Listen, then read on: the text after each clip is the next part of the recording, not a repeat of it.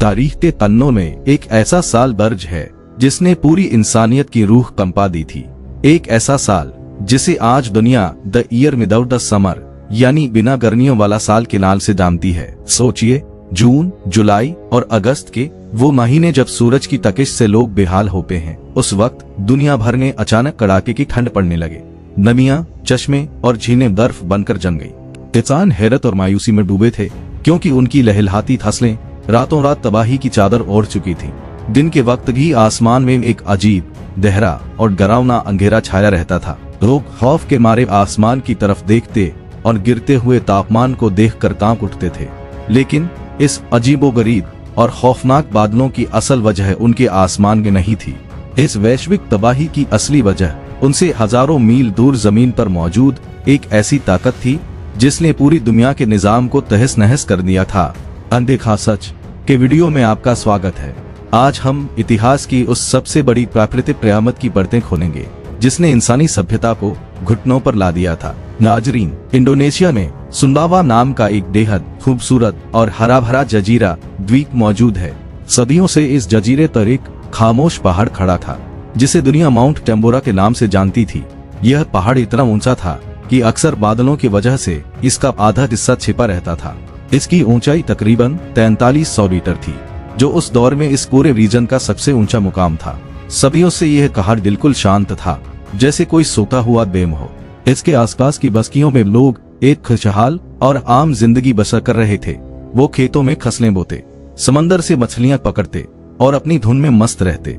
लेकिन उन बेखबर इंसानों को इस बात का जरा भी अंदाजा नहीं था कि इस अजीम खामोश पहाड़ के पेट में एक खौफनाक कयामत पल रही है। जमीन की गहराइयों में मैग्मा का एक ऐसा उबलता हुआ समंदर आहिस्ता आहिस्ता बढ़ रहा था जिसके पास पूरे पैसिफिक ओशन को हिलाने की ताकत थी।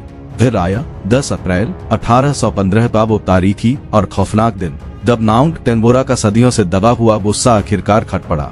दोस्तों, यह कोई आम ज्वालामुखी का फटना हरगिज नहीं था। आज के मॉडर्न एक्सपर्ट्स और साइंटिस्ट्स के मुताबिक यह पिछले 10,000 सालों की इंसानी हिस्ट्री का सबसे शदीद और सबसे ताकतवर धमाका था। इस धमाके की आवाज इतनी तेज और भयावह थी कि हजारों मील दूर तक गूंज उठी। सुंबावा से 2600 किलोमीटर दूर बसे लोगों को भी इसकी गूंज साफ सुनाई दी। जब दूर दराज के देशों में यह आवाज पहुंची तो लोगों को लगा कि जैसे उनके करीब कोई बहुत बड़ी जंग शुरू हो गई है। यहाँ तक कि वहाँ तैनात ब्रिटिश आर्मी के ऑफिसर्स ने तो अपनी तोपों को तैयार करने का हुक्म तक दे दिया था। उन्हें लगा कि शायद किसी समुद्री डाकुओं के लश्कर ने उन पर हमला कर दिया है। सच्चाई तो यह थी कि हमला किसी इंसान ने नहीं बल्कि कुदरत ने किया था। दिन के वक्त आसमान बिल्कुल काला स्याह हो गया, सूरज की रोशनी गायब हो गई और आसमान से सिर्फ और सिर्फ आग, सुलगते हुए पत्थर और राख की बारिश होने लगी। पहाड़ के अंदर से निकलने वाली आग और गर्म गैसों का दरिया, जिसे साइंस की जुबान में काइरोग्लास्टिक फ्लो कहते हैं, वह सैकड़ों किलोमीटर प्रति घंटे की रफ्तार से नीचे आया।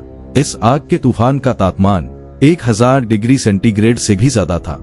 इसने रास्ते में आने वाली पूरी टेम्बोरा किंगडम और आसपास की बस्तियों को पल भर में राख का ढेर बना दिया।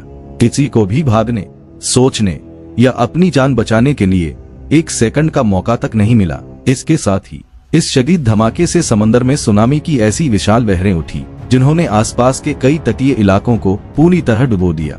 अब कई दिनों बाद धुआं कुछ कम हुआ और जीवित बचे लोगों ने मुड़कर देखा तो उनकी आंखें खुली की खुली रह गईं। पहाड़ का वो भव्य टॉप जो हजारों फीट आसमान की तरफ तना रहता था, वो पूरी तरह गायब हो चुका था। उसकी जगह सिर्फ एक बहुत बड़ा गड्ढा यानी एक मैसिव कैल्डेरा बन गया था, 6 किलोमीटर चौड़ा और 1 किलोमीटर गहरा क्रेटर। आमतौर पर हम जब भी किसी वोल्केनो के बारे में सोचते हैं तो हमें लगता है कि सबसे ज्यादा नुकसान बहते हुए लावे से होता है, लेकिन माउंट टेम्बोरा के केस में असली कातिल लावा नहीं था। लावा तो सिर्फ पहाड़ के आसपास के हिस्सों तक ही सीमित रहा। असली वैश्विक तबाही तो उन अदृश्य गैसों ने मचाई जो आसमान की बुलंदियों को चीरते हुए आगे बढ़ गई। National oceanic and atmospheric administration NOAA के मुताबिक इस खौफनाक धमाके ने इतनी बड़ी मात्रा में बारीक राख और करोड़ों टन सल्फर डाइऑक्साइड गैस आसमान में छोड़ी जो सीधे वायुमंडल की ऊपरी सतह यानी स्ट्रेटोस्फीयर तक पहुंच गई। स्ट्रेटोस्फीयर जमीन से तकरीबन 50 किलोमीटर ऊपर का वो हिस्सा है जहां हवा का उतार चढ़ाव बेहद कम होता है। इसकी वजह से जो चीज वहां एक बार चली जाए वो आसानी से बाहर नहीं निकल पाती। इन माइक्रोस्कोपिक कणों ने स्ट्रेटोस्फीयर में मिलकर पूरी पृथ्वी के चारों ओर एक मोटी अदृश्य चादर बना दी। इस चादर में एक शीशे की तरह काम किया। जब सूरज की रोशनी और उसकी जीवनदायिनी किरणें जमीन की तरफ आती और यह चादर उन्हें टकराकर वापस स्पेस में रिफ्लेक्ट कर देती थी। जब सूरज की गर्मी जमीन तक पहुंचना बंद हो गई तो पूरी दुनिया का तापमान तेजी से गिरने लगा। यह एक ऐसा अदृश्य दुश्मन था जिसे कोई देख नहीं सकता था, लेकिन इसने पूरी इंसानियत को ठंड से कांपने कर मजबूर कर दिया। इस सल्फ्यूरिक चादर का असली और खौफनाक असर अगले ही साल यानी 1816 में पूरी दुनिया के सामने आया। जहां लोग गर्मियों के आदी थे, वहां सब कुछ उलट पुलट गया। अमेरिका के न्यू इंग्लैंड और कनाडा जैसे हिस्सों में जुलाई के महीने में भारी बर्फबारी दर्ज की गई। तापमान अचानक माइनस में चला गया। किसान बेहाल थे। वो जैसे ही बीज बोते, आसमान से बेमौसम गिरती बर्फ उन्हें दफन कर देती। कड़ाके की ठंड और भोजन की कमी की वजह से परिंदे आसमान से मरे हुए गिर रहे थे। यूरोप का भी यही हाल था। हर तरफ कोहरा, गहरी धुंध और एक ऐसी जिद्दतर अड़ी सर्दी जो जाने का नाम ही नहीं ले रही थी। दिलचस्प बात यह है कि इसी खौफनाक और उदास मौसम की वजह से मशहूर लेखिका मैरी शेली अपने घर में बंद रहने पर मजबूर हो गई और इसी माहौल से प्रेरित होकर उन्होंने दुनिया का मशहूर हॉरर नॉवेल फ्रैंकस्टीन लिखा था। दूसरी तरफ नेपोलियन के युद्धों से थका हुआ यूरोप अब भूखमरी की कगार पर था। जब जमीन से अनाज उगना बंद हो गया तो मार्केट में खुराक की भारी किल्लत हो गई। इकोनॉमिक्स का मिलन है कि जब सप्लाई खत्म होती है और डिमांड बढ़ती है तो कीमतें आसमान छूने लगती हैं। चावल और आटे के दाम और इंसानों की पहुंच से दूर हो गए। इसके बाद शुरू हुआ लूटमार और दंगों का एक अंतहीन सिलसिला।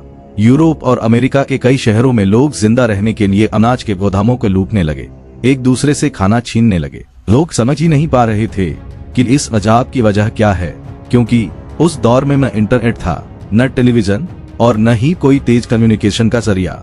कुछ लोग इसे करामत मान रहे थे तो कुछ इसे अपने गुनाहों पर भगवान का प्रकोप। धीरे धीरे सालों बाद ग्रेविटी ने अपना काम किया और वो राख जमीन पर बैठ गई।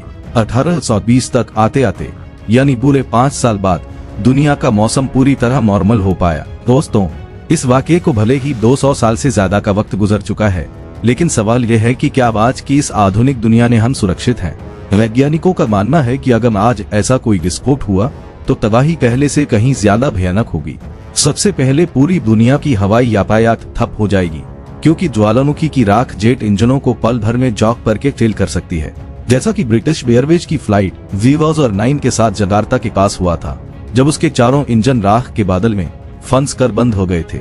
अगर आज ग्लोबल फ्लाइट्स बंद हुई तो पूरी दुनिया की इकोनॉमी ठप हो जाएगी, स्टॉक मार्केट्स क्रैश हो जाएंगे और फूड सप्लाई चेन टूटने से अरबों लोग भूखमरी का शिकार हो जाएंगे। यही सही कसर सोशल मीडिया कर फैलने वाली फेक न्यूज और पैनिक पूरा कर देगी। सबसे बड़ी चिंता की बात यह है कि माउंट टेम्बोरा मरा नहीं है, वह आज भी एक एक्टिव स्ट्रेटोवोल्केनो है। आधिकारिक डेटा के मुताबिक इसमें आखिरी हलचल 1967 में देखी गई थी और मार्च 2026 में इसके नीचे फिर से बढ़ती हुई सिस्मिसिटी जमीनी हलचल रिकॉर्ड की गई है। इसका साफ मतलब है कि यह दैत्य मरा नहीं है, सिर्फ सो रहा है और अपनी ताकत दोबारा इकट्ठा कर रहा है। कुदरत के इन फैसलों के आगे इंसान की हर टेक्नोलॉजी आज की उतनी ही डेलस है जितनी 1816 में थी। तो दोस्तों, इस बारे में आपकी क्या राय है? क्या आज की जदीद टेक्नोलॉजी हमें कुदरत के ऐसे किसी बड़े कहर से बचा पाएगी? अपनी राय कमेंट में जरूर लिखें। अगर आपको यह वीडियो पसंद आया हो तो इसे लाइक करें, अपने दोस्तों के साथ शेयर करें और हमारे चैनल अनदेखा सच को सब्सक्राइब करें। मिलते हैं अगली शानदार वीडियो में।